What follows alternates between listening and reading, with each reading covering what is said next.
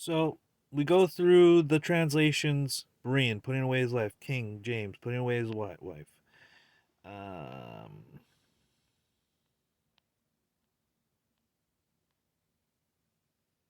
American Standard Version, putting away his wife. Contemporary English Version has it is a terrible sin for a man to divorce his wife and marry another woman. I mean, look, that little change. Imagine what the person or the people who say, "Oh, if this is my version, look at what kind of erroneous doctrine you could come to." Dewey Rames putteth away his wife. I don't want to agree with Dewey Rames. English Revised Version, putteth away. Literal Standard Version, send his wife away. Webster's Bible translation, Mr. Definition himself, whoever putteth away his wife. Young's literal translation, everyone who is sending away his wife and marrying another doth commit adultery. That makes 100% more sense than Jesus preaching against the Bible all of a sudden. And listen, once again, this is all available for you to check. This is all available for you to go study and test yourself. This is all available for. I'm using a free website, BibleHub.com. It's available for anybody that's interested in studying the Bible. There's a million other sites that you do basically the same thing. This is my favorite. The only hub I be on is Bible Hub. Badooch.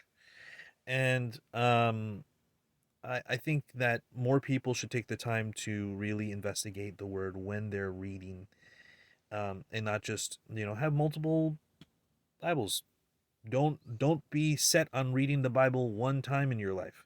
You're going to be reading that over and over and over and over for the rest of your life. And if you're only reading the New Testament, that's like 1/5 of the Bible, less if you include um, all the expanded biblical works that are synchronized and um, quoted and in line with the biblical text. Like it's like, oh well, that might be worth looking at, and I would put you into the direction of Rob Skiba. Now we're going to read the pulpit commentary. Here it says, quote on verse 18. Whosoever putteth away his wife and marrieth another committeth adultery, and whosoever marrieth her that is put away from her husband committeth adultery. Um, and I'm going to read a little bit of this. I'm not. I need to do my own research more into some of the claims that the writer is making. But it had some things that I thought was worth including because well, it was interesting to me, so I just share it with you. The teaching of the rabbis in the time of our Lord on the question of the marriage, he was exceedingly lax, intended to grave immortality in the family tree. Intended to grave immortality in the family tree. In the late unlawful marriage of Herod Antipas with Herodias, did she change her name, or did she make her name that so that it would like line up? Herodias, is that really a normal name at that time? Did he make her change her name? Okay, anyway, in which he so many sacred and family times were rudely torn asunder, no rabbi or doctor in Israel had one had raised his voice in indignant protest, and that one was the friend and connection of Jesus of Nazareth, the prophet John the Baptist. Divorce for the most trivial causes was sanctioned by rabbis, and even such men as Hillel, the grandfather of Gamaliel, whom tradition speaks of as a rabbi whose lectures were listened to by a boy Jesus, taught a man might divorce his wife if in the cooking she burnt his dinner or even oversalted his soup. See Talmud Treatise Gittin 9:10.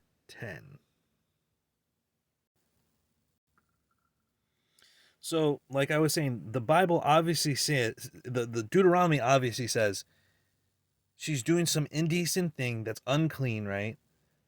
Seems and Jesus is giving the filter of it being sexual. It's a little bit more obvious to us now, but maybe to people before Jesus and you know, trusting their own hearts rather than trusting the Holy Spirit. Uh, where it says, like, you know, God doesn't like divorce. Just because he doesn't like it doesn't mean he didn't allow allow it in his law. Ergo, it's not sin. But people were doing it for the wrong reason, and God hates that. God doesn't want people to break apart. It's not. But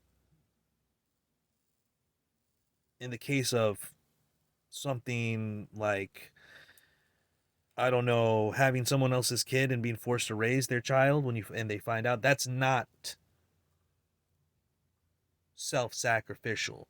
That's unjust. God is a God of justice. God's not a cuck.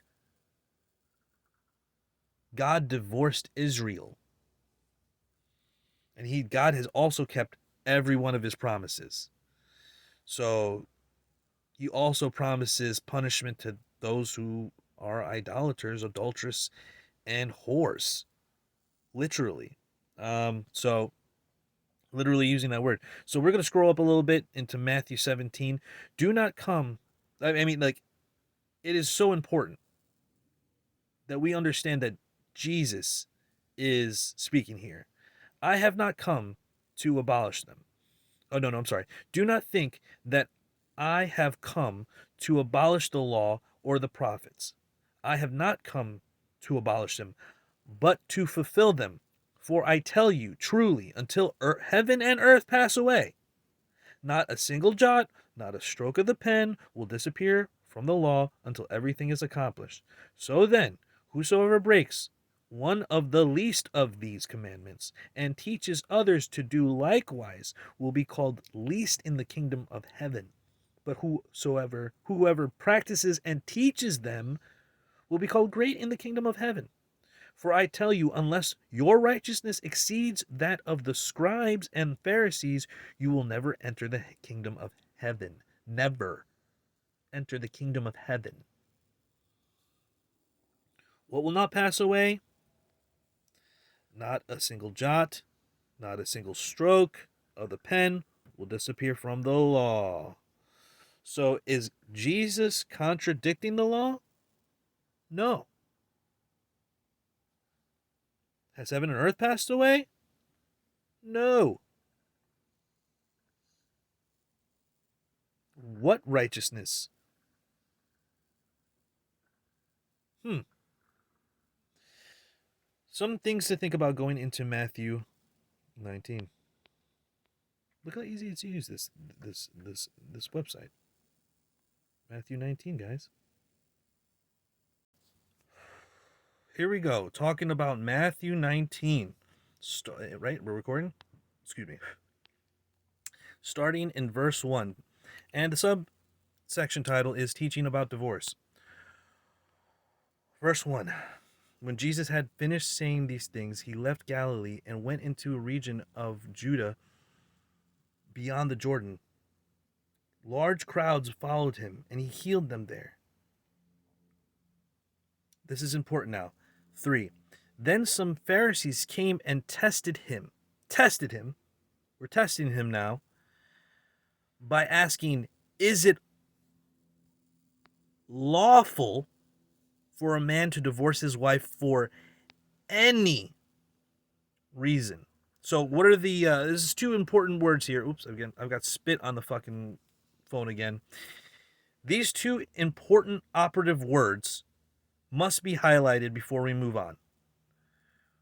Once again, as in every public appearance Yahushua, Jesus, makes, he is discussing the law. Okay? People ask him about the law. He interrupts people misquoting the law. He corrects people about the law, calls them vipers. whitewashed sepulchres. These aren't compliments. So when they are asking, is it lawful? They are asking about God's law, but with the presupposition in their own minds of their own Pharisaical law. But Jesus, being the perfect teaching, the literal word, capital W, made flesh, what word existed in the 2nd century before Jesus Christ when the events in the New Testament weren't written down yet? I wonder what word. So the question is it lawful? Meaning this question is pertaining to the law. And the question is it lawful for a man to divorce his wife for any reason? Any reason. Any. Any. Any reason. So they're not saying, okay, is it unlawful for any particular reason or this, that, that? No, we're talking about one specific word, any, which is actually not specific. It's actually very vague, nebulous, one might say. So we'll read that one again and then move on to Jesus's response. Then some Pharisees came and tested him by asking, is it lawful for a man to divorce his wife for any reason? And Jesus answered, have you not read from the beginning the Creator made them male and female, and for this reason a man will leave his father and mother and be united to his wife, and the two will become one flesh. So they are no longer two, verse 6, but one flesh. Where therefore what God has joined together, let man not separate. Real quick, I'll click this.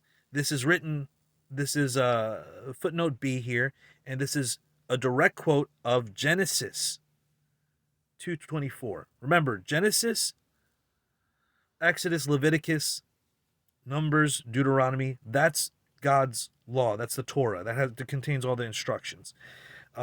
God's law, or if you want to be specific, is like all the statutes and commandments, but more generally it's called the law because of the word used in Greek, nomos, but in Hebrew it's more akin to instructions. Torah means instructions. It's from the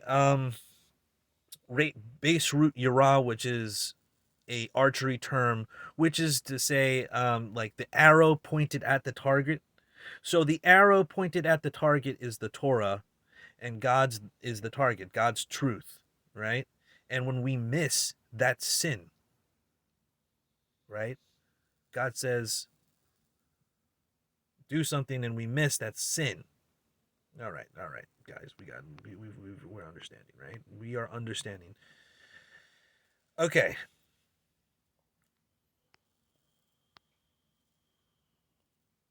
Why then, they asked, did Moses order a man to give his wife a certificate of divorce and send her away?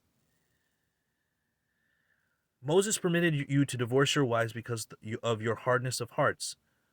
But it was not this way from the beginning. What was not this way from the beginning? Is it A, God didn't allow divorce, which we see he does in the beginning with Moses in his law? Or is it that wasn't this way that Moses allowed? Was it allowing divorce for any reason? I'm sorry, I kind of hit it. Any reason. Did it again. Any reason. Because in the beginning, it was not allowed to do it for any reason. It was for a specific reason. Some type of uncleanness, indecent behavior. Okay? Verse 9. Now I tell you, whoever divorces his wife except for sexual immorality and marries another woman commits adultery. His disciples said to him, if this is the case between a man and a wife, it is better not to marry.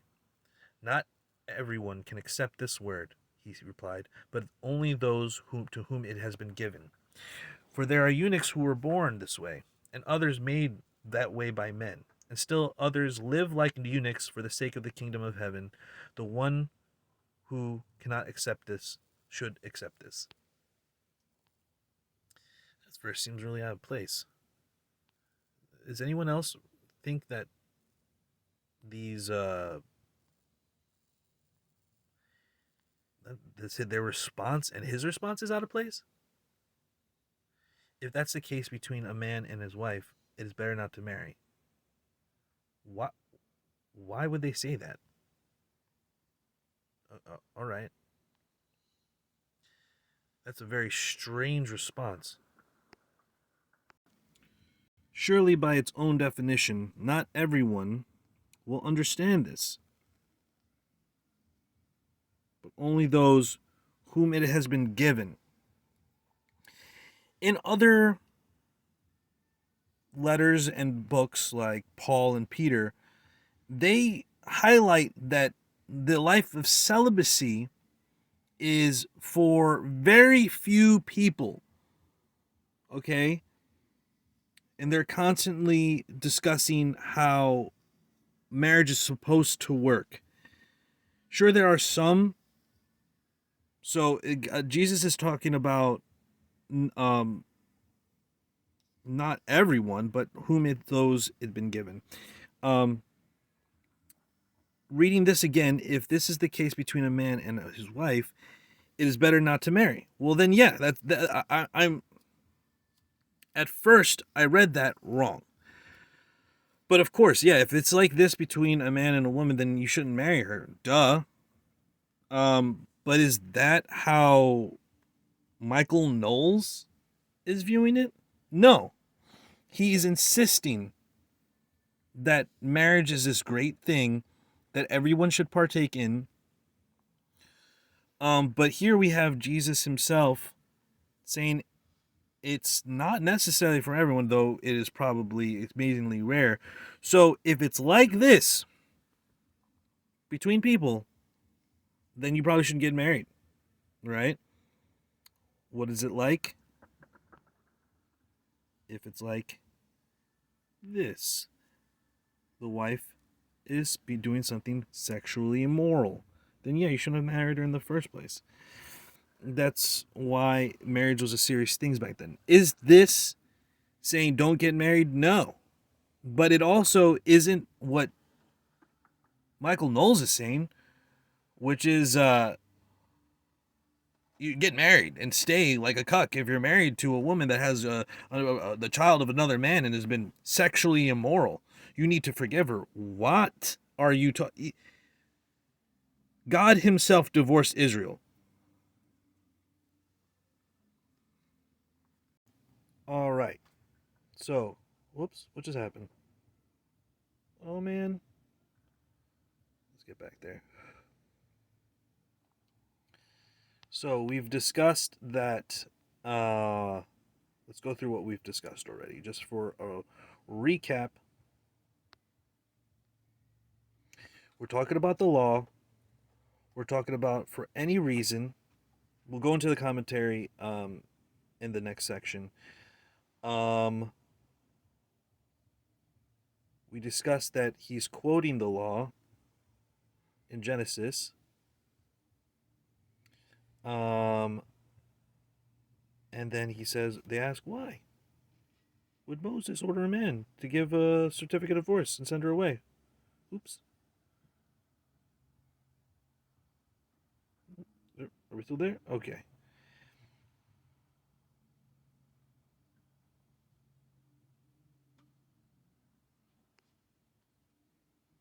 Because the hardness of your hearts. But it was not this way from the beginning. What was not this way at the beginning? Oops. Divorcing for any reason. And finally, when the disciple says, if this is the case between a man and a woman and his wife, a man and his wife, it is better not to marry. He's not saying stay single. That would be contradictory with the word. And in fact, I find this section kind of strange in the way that it's added. But in a way that he's kind of talking about himself, he has to live like a eunuch because for the kingdom of heaven, because he can't marrying at that point when he's going to die in like 3 years would be selfish, right? Maybe the same thing for John. Maybe I mean, God knows, but for John, he probably knew that this is not the life of a man who gets married. Does that mean that we don't get married because we have heart ties? No, those were whom it was given.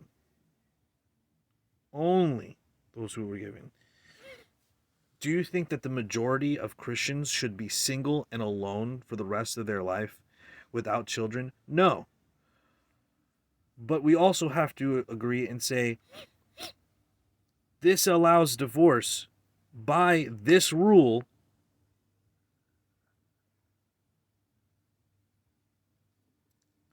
except for sexual immorality, which is a direct reference to Deuteronomy 24:1, as we discussed. So we've discussed all of this. What haven't we discussed? Well, we have to discuss who are the participants of this argument. We've discussed it lightly, the Pharisees, obviously Jesus, but what is the basis of these arguments? We saw Gamliel, or rather, his grandfather. He was the one that was kind of, not kind of, was allowing basically divorce for any reason. So we're going to look at the commentary, and this is available for pretty much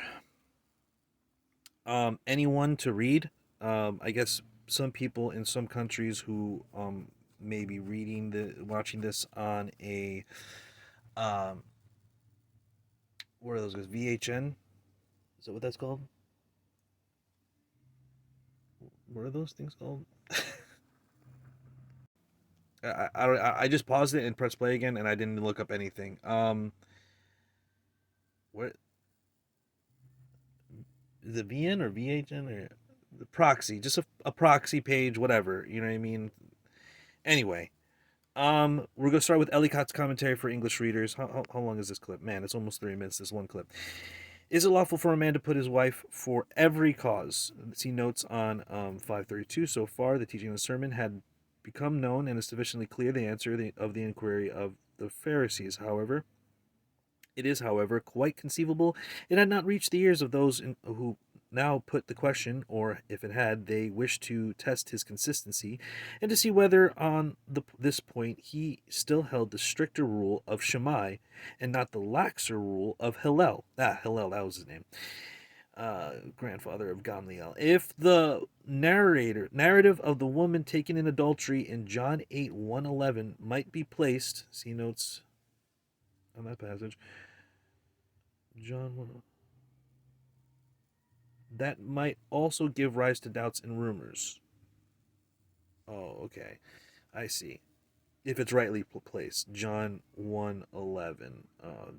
That also might not exist at all. And in fact, that's why I was looking up in depth Matthew 19, 10 through 12. There are some manuscripts that don't have verse 9. I have to look into verses 10 through 12 because it just seems out of place, like John 8, 1 through 11. But that's here nor there. Would he who dealt so pitifully with an adulteress have sanctioned divorce even in that case, or pronounced the marriage bond absolutely indissoluble? Indissoluble? Indissoluble? Man, these guys would be using some big words sometimes I don't like it. Or was his apparent tolerance of that offender indicative of a lower standard as to the obligations of marriage? I've discussed that many times on this page, and I guess I may have to make it a definitive video, but as we see in the law, if that passage is even true that for us to consider, the law says that the man and the woman need to be punished for adultery. Furthermore, it has to be on the witness of 2 or 3 people. He without sin cast the first stone. He who knows that there is a witness. And finally, the whole thing is prefaced by the narrator John saying they did this in order to accuse him, whereas where they're supposed to take it to the gate of the city and have it be uh, judged by the elders and then executed by the entire city. On the eyewitness accounts of 2 or 3 people, they brought it to Jesus. Why? Because they were doing it in order to accuse him. But again, once again, that passage may not exist at all. In any case, they might hope to bring him into conflict either with the stricter or the more popular school of casuists, talking about casuistic law. If then, if that makes it easier for you, they're talking about if then. An illustration of what has been stated in Matthew 5:32 may be found in fact that the Jewish historian Josephus records how he had divorced 2 wives on grounds comparatively trivial. They cite there the writings of Josephus, and speaks incidentally in his history of many causes of all kinds as justifying separation. That's Antiquities, the book 4, I guess. We do not know on what grounds Herod Antipas had divorced the daughter of Aretas, but it is probable enough that here, as afterward, the Herodian party were working with the Pharisees. Here, in Perea, maybe, they might count either on the teacher, capital T, shrinking from his expressing his convictions, or so uttering them as to provoke the tetrarch's wrath, as the Baptist had done. John the Baptist was murdered for speaking out against the abomination of Herod and these divorces. In either case, a point would have been gained against him. Okay. Going to 2 here. But the school of Shammai determined, on the contrary, that the wife was only to be put away for adultery. That's, I guess he's quoting Whitby. We're going to others. The school of Shammai maintained that divorce was unlawful except in the case of adultery. Apart following the opinions of, I'm going backwards, I'm sorry guys. Apart following opinions of Hillel said that a man might divorce his wife for any offense or any dislike he might have of her. See the notes at Matthew 5:31. Others, the school of Shammai, maintained that divorce was unlawful except in case of adultery. Okay, this is discussing the two arguing schools at the time. Obviously, the Pharisees became the predominant view, which is basically the foundation of modern rabbinical Judaism. Does that make them right? Well, according to Jesus, no. So just because there's some type of consensus in the mainstream, that doesn't make it correct. What makes it correct is if it is in concordance with the word, that is the law of God. And Jesus is that word made manifest in the flesh and is also God. So he would know the word better than anyone. Why is it then we have Michael Knowles saying, well, it's only in Matthew. Let's go look at Mark and see what he says there.